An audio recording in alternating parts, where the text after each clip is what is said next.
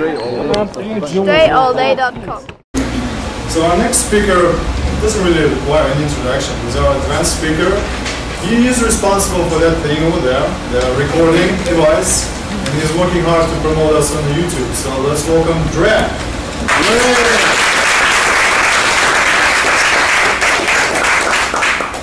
Not another cliche. Fellow Toastmasters and guests, my goal in speaking tonight is to deliver a speech that is 1000% devoid of all cliches. So I hope against hope that you don't hear any cliches in my speech.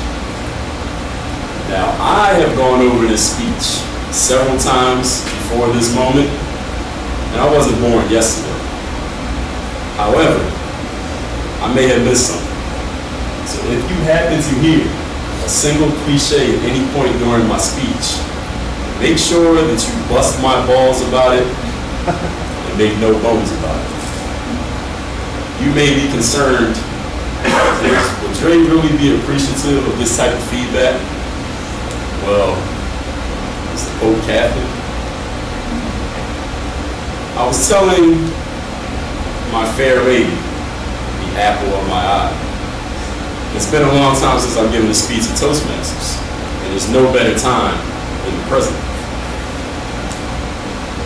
I told her it had been a long time since I signed up to speak up here on the stage. It's about time that I do it again, because absence makes the heart grow fonder. Let's take a trip down memory lane. As a youth, public speaking was a weakness of mine, my Achilles heel, if you will. I would stand in front of an audience with my tail between my legs.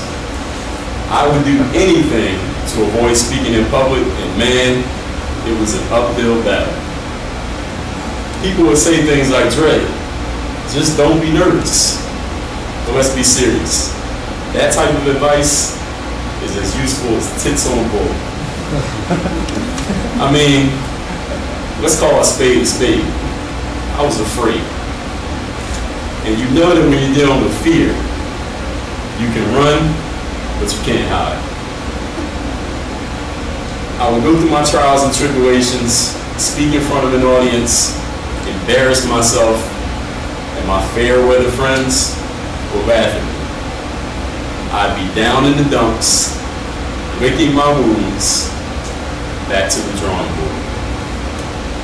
But we all know, the squeaky wheel gets the grease. I wanted to become a better speaker, so I had to plan my work and work my plan. As I began, I learned a valuable lesson that I take with me to this very day.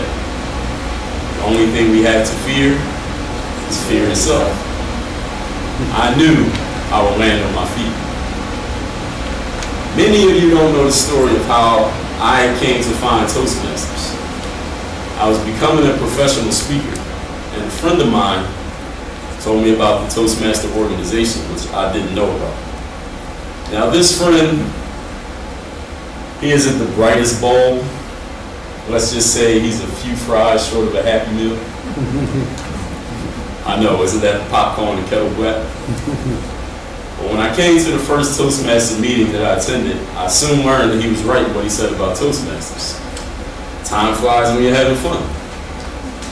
And when I learned that this meeting was just a hop, skip, and a jump from Lincoln Road, my decision to join was a no-brainer, a slam dunk.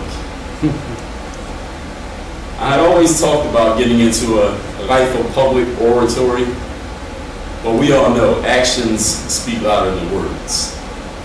I didn't want to be one of those all talk and no action people. So as soon as I joined this club, I got involved as quickly as I could. The early bird gets the worm.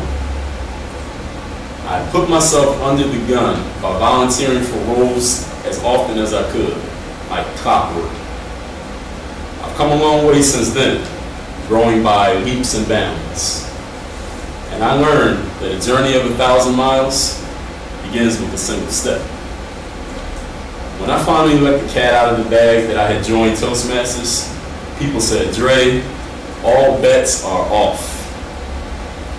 They knew that I'm the type to jump in with both feet. People were proud to see that I decided to seize the day, break a leg on the Toastmaster platform. And I could see the light at the end of the tunnel. On the day of my icebreaker speech, I said to myself, here goes nothing. I got here early, went into that bathroom over there, and the writing was on the wall. I said to myself, it's time to separate the men from the boys. Sink or swim, baby. Come hell or high water, shit or get off the potty. No more beating around the bush. Once I got up here on the stage, following my one rule to myself to keep it simple, stupid, it was like shooting fish in a barrel. My speech was as smooth as a baby's body. For what it's worth, I got a new lease on life. Alright, boys and girls, at the end of the day, I have nothing to lose. There is only one life to live. Take your life in your own hands. And to set the record straight, Miami Beach Toastmasters, if you're waiting for the other shoe to drop, don't hold your breath. Thank you.